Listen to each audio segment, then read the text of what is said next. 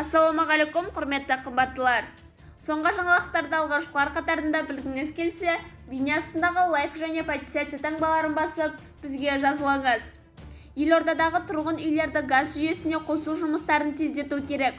Астананы дамыту мәселелері жөнінде кеңес отырысында мемлекет басшысы Қасым-Жомарт Тоқаев осындай тапсырма берді. Президент маңызды міндеттің бірі тұрақты электр энергиясымен қамтамасыз етуге қатысты болып тұрғанын айтты. Осы орайда әкімдікке жалпы қуаттылығы 700 мегаватт болатын қосалқы станциялардың құрылысын жеделдету тапсырылды.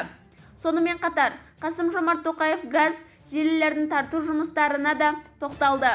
Мемлекет басшысы 2019 жылы Сары-Арқа газ құбырының бірінші кезегі аяқталғанын атап өте келе, әкімдікке 300 мыңнан астам адам тұратын тұрғын алабаны газ тарту міндеті жүктелгенін айтты. Бізді бақылауды жалғастырыңыз. Және де бір ғана лайк түймесін басуды ұмытпаңыз.